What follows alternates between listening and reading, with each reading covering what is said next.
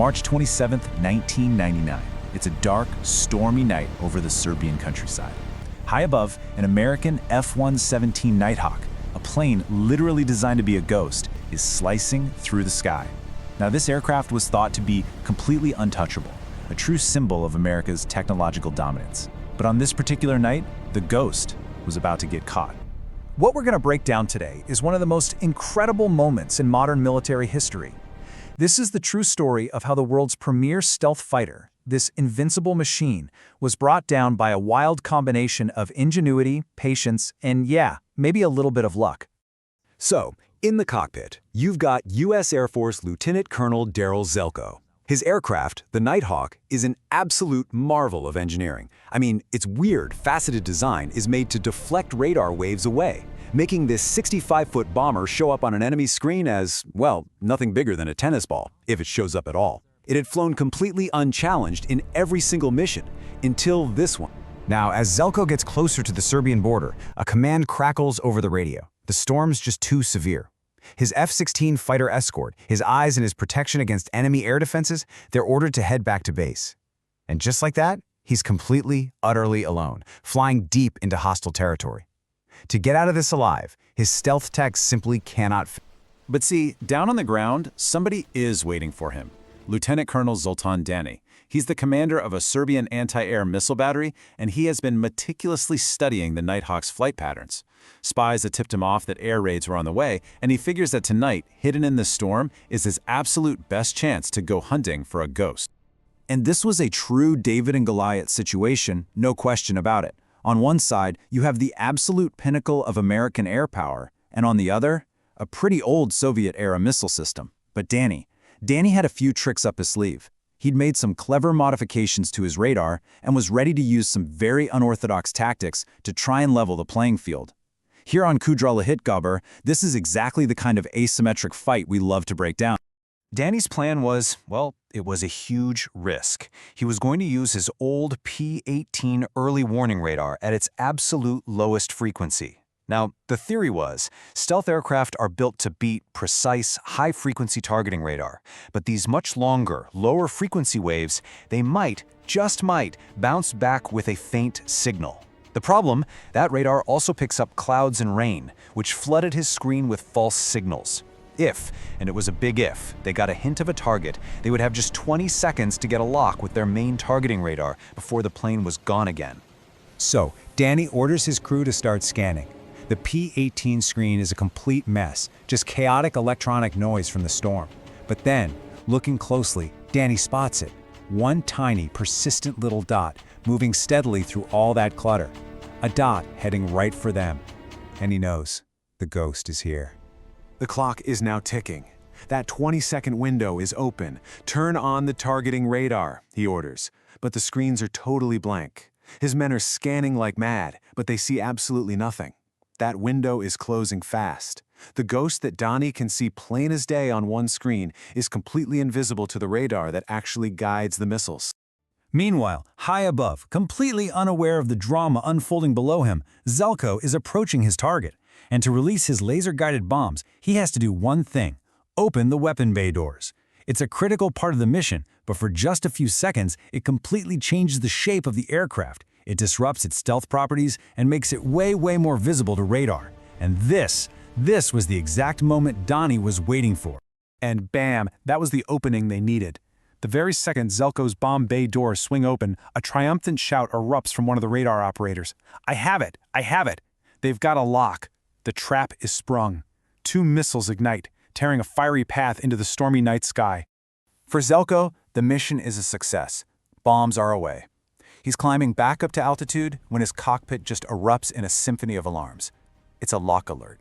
Almost instantly, he looks down and sees 2 points of light bursting through the clouds below him, climbing at an impossible speed. They're coming right for him. Zelko yanks the Nighthawk into a hard climb, trying desperately to outmaneuver them. But the F-117, it has no flares, no countermeasures at all. Its only defense is its stealth, and that has clearly failed. The first missile, it malfunctions, screaming right past his canopy. But the second one detonates exactly as it was designed. Its proximity fuse triggers a massive explosion, blasting the left wing with a cloud of white-hot shrapnel. The Nighthawk is immediately thrown into a violent, totally uncontrollable spin. Zelko is pinned to his seat by 7 times the force of gravity. He's fighting just to stay conscious as the fiery wreckage plummets towards the earth. He knows he has to eject, it's his only chance, but with those G-forces, just lifting his arms to reach the handles feels absolutely impossible. Fueled by pure adrenaline, he somehow, some way, manages to grab the handles and pull.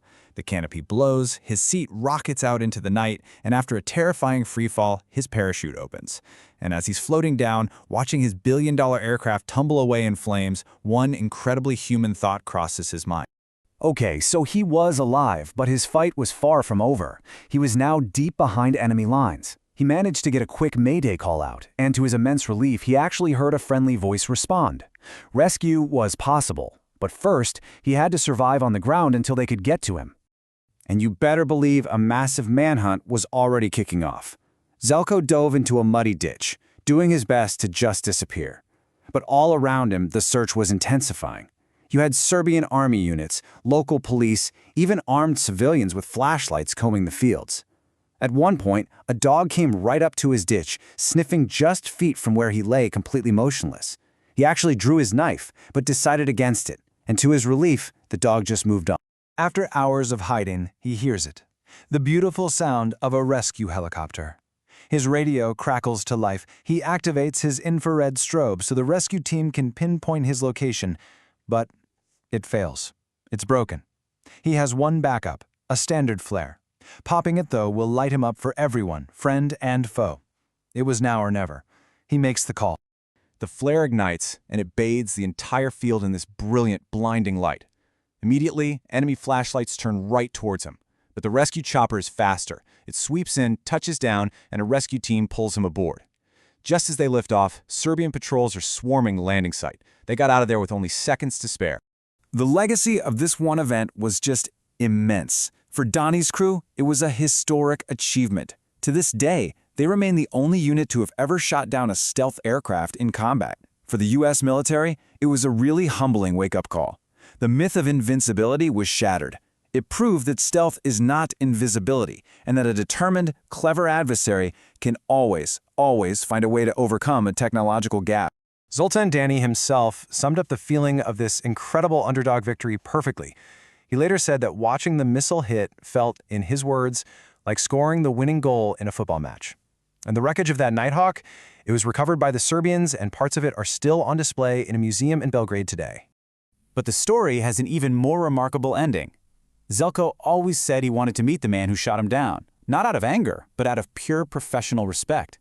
Well, 12 years later, in 2011, he got his wish. The two men, once adversaries locked in a deadly battle, met and actually became friends, united by one of modern warfare's most unforgettable nights. And that really leaves us with a critical question, one that military planners are still grappling with today. This event proved that clever tactics and exploiting even tiny vulnerabilities can completely level the playing field. It really forces us to ask, can superior technology ever be a true substitute for human ingenuity? Hey, thank you for joining us here on Qudrah Lehitgaber for this breakdown. You know, this story is just such a powerful testament to the human element that's always present in conflict. If you found this analysis insightful and you want more deep dives into military history just like this one, do us a favor and subscribe and hit that like button. It really does help the channel grow. But now, I want to hear from you. What do you think? Was this just pure luck, a one-in-a-million shot, or was it a masterful piece of tactical planning by Donnie and his crew? What are the biggest lessons from this shootdown that are still relevant today? Let me know all your thoughts on this historic duel down in the comments below.